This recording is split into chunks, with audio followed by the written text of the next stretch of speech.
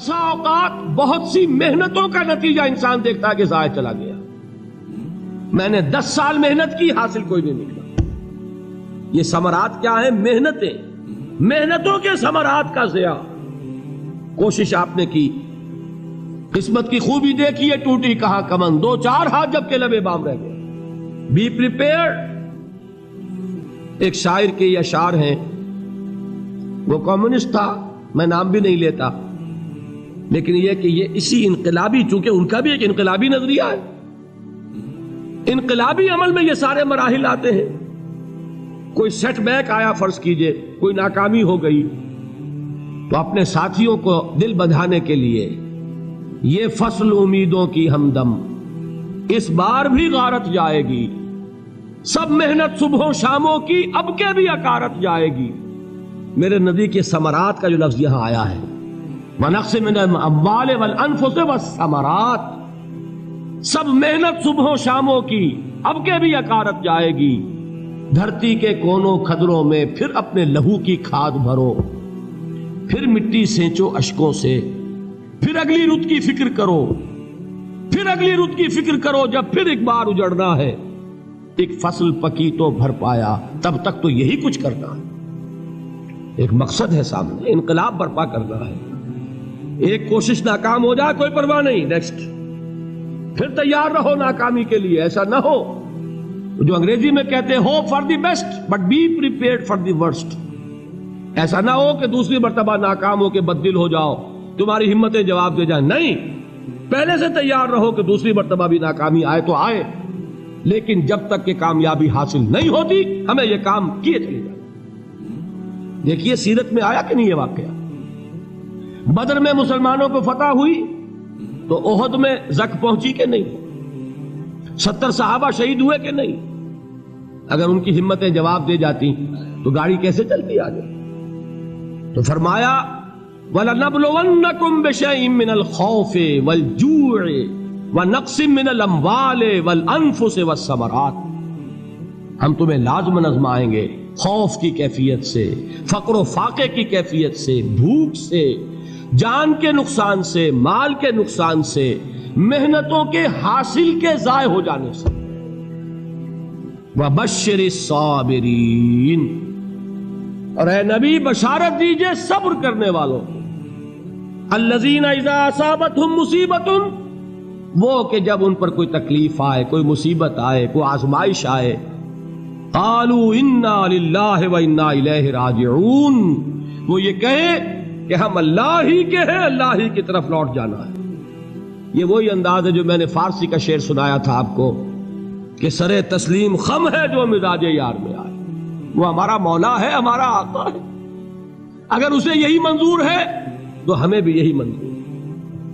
میں نے تسلیم و رضا کی بات کی تھی نا، آپ کو کچھ شعر سنائے تھے، ایک شعر اور سنیے، اور یہ کس کا ہے؟ محمد علی جوہر کا۔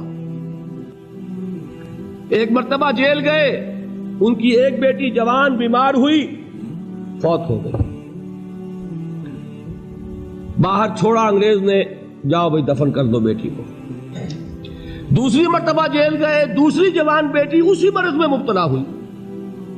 اب یہ جیل میں ہے، خبر پہنچی کہ دوسری بیٹی کے اوپر بھی اسی مرض کا حملہ ہوا ہے۔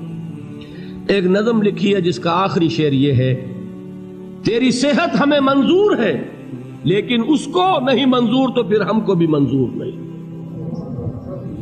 یہ ہے، جب تک یہ کیفیت نہ ہو اس میدان میں آدمی ثابت قدم نہیں رہ سکتا کہ میرے رب کو اگر یہ منظور ہے تو یہی مجھے منظور ہے، اور تیری صحت ہمیں چاہیے تو ضرور، لیکن ہمارے رب کو منظور نہیں تو ہمیں بھی منظور۔ راضی برضائے رب۔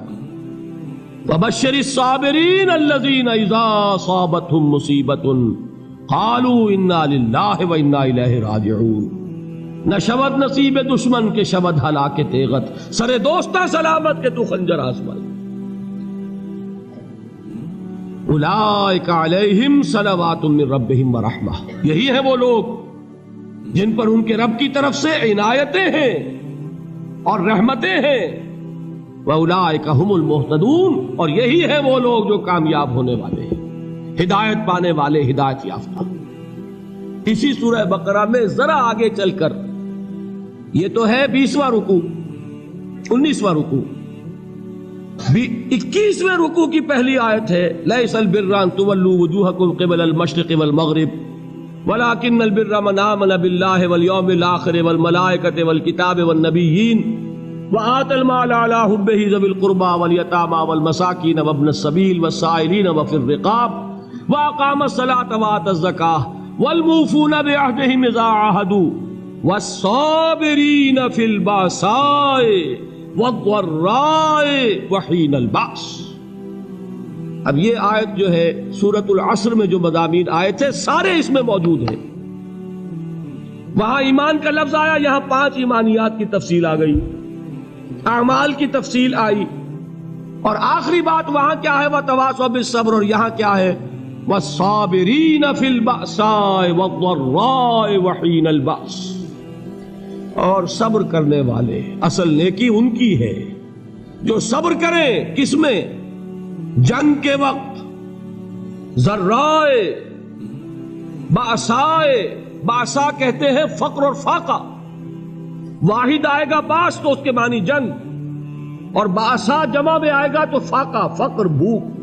اور ذرائے جسمانی تکلیف، ضرر، جسمانی تکلیفوں میں صبر کرنے والے، فقر اور فاقے میں صبر کرنے والے، اور جنگ کے وقت صبر کرنے والے. اولئک الذین صدقوا واولئک هم المتقون. یہ ہیں وہ لوگ جو صبر کرنے والے ہیں، یہ ہیں جو سچے ہیں، جو اپنے دعوے میں نیکی کے اور ایمان کے صادق ہیں، اور یہی وہ لوگ ہیں جو متقی. اگلی سورت ہے سورہ آل عمران. اس میں 2 لفظ آئے ہیں آخری آیت، یا ایھا الذین آمنوا اصبروا وصابروا ورابطوا واتقوا اللہ لعلکم تفلحون. دیکھیے یہاں صبر اور صابر جو تعلق جوہد اور جہاد کا ہے وہی ہے صبر اور مصابرت.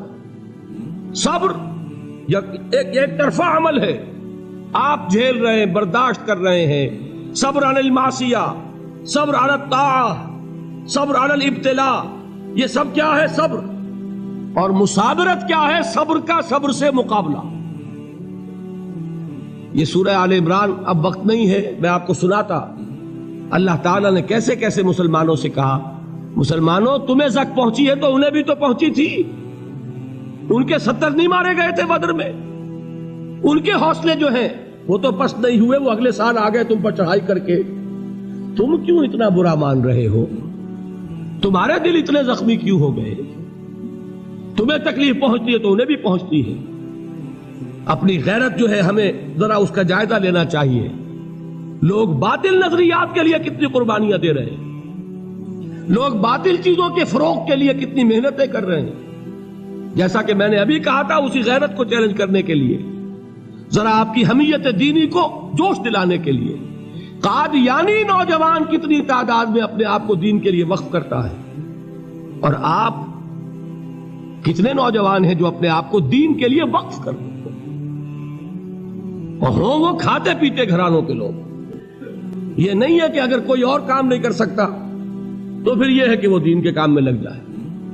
باصلاحیت لوگ، کھاتے پیتے لوگ، ذہنی استعداد رکھنے والے لوگ، اونچے گھرانوں کے لوگ، وہ وقف کریں اپنے آپ کو دین کے لیے. اس کے بغیر کیسے باہر آ جائے گی، کیسے رونق آ جائے گی؟ تو دنیا میں باطل نظریات والے جو ہیں، یہ بات کہی گئی ہے، مسلمانوں تم اگر توحید کے لیے لڑ رہے ہو، دیکھتے نہیں ابو جہل کو، اس نے گردن کٹوائی ہے شرک کے لیے، شرک کے لیے گردن کٹوائے، اور تم توحید کے لیے گردن کٹوانے کو تیار نہ ہو. اس نے گردن کٹوائی کہ نہیں کٹوائی؟ اور کس طرح کٹوائی ہے؟ کیونکہ بڑا متکبر قسم کا، فرعون قسم کا شخص تھا. جب گردن کاٹنے لگے تو کہتا ہے ذرا نیچے سے کاٹنا، تاکہ جب تم نیزے کے اوپر چڑھاؤ میرے سر کو تو اونچا نظر آئے، معلوم ہو سردار کا سر. وہ بدبخت مرتے ہوئے بھی جو اس کی کیفیت تھی نا، اس کو ذہن میں رکھیے. تو یہ اس لوگوں نے قربانیاں دی، جانیں دی. تو فرمایا اگر تم ان سے زیادہ قربانی نہیں دو گے، یہ نوٹ کر لیجئے اس کو، مجرد اگر حق کو غالب کرنا اللہ کے ذمے ہو تو آنے واحد میں غالب کر دے گا، تمہیں تکلیف ہی دینے کی ضرورت نہیں. سمجھ رہے؟ کیا اللہ کے مقابلے میں کوئی باطل کی طاقت ٹھہر سکتی ہے؟ یہ تمہارے ایمان کا امتحان ہے، یہ تمہارے خلوص کی آزمائش ہے، یہ تمہارے امتحان کا ثبوت درکار ہے کہ اللہ تعالیٰ دیکھنا چاہتا ہے تم اس کے لیے اپنی جانیں قربان کرنے کو تیار ہو کہ نہیں، تم اس کے لیے تن من دھن لگانے کو تیار ہو کہ نہیں۔ اور یہ جان لو کہ اگر کفار اور مشرکین اور ملحدین اور باطل نظریات والے وہ جو کچھ قربانیاں اپنے باطل نظریات کے لیے دے رہے ہیں ان سے زیادہ اگر تم نہیں دو گے تو حق غالب نہیں ہوگا۔ انہوں نے جو صبر کیا ہے اپنے باطل نظریات پر، اگر تم اس سے زیادہ صبر کا ثبوت نہیں دو گے اپنے اس حق پر تو حق غالب نہیں ہوگا۔ اس لیے فرمایا یا ایھا الذین آمنوا اصبروا وصابروا، نہ صرف یہ کہ صبر کرو بلکہ صبر میں اپنے دشمنوں سے آگے نکلو، ان کے صبر سے بڑھ کر صبر کرو۔ وَرَابِطُوا، مرابطہ کہتے ہیں چوکس رہنا، ہوشیار، پہرا دو، ایسا نہ ہو کہ دشمن جو ہے غفلت میں تمہارے اوپر کوئی حملہ جو ہے کر بیٹھے۔ وَاتَّقُوا اللَّهَ، اور اللہ کا تقوی اختیار کرو، لعلکم تفلحون، تاکہ تم فلاح پاؤ۔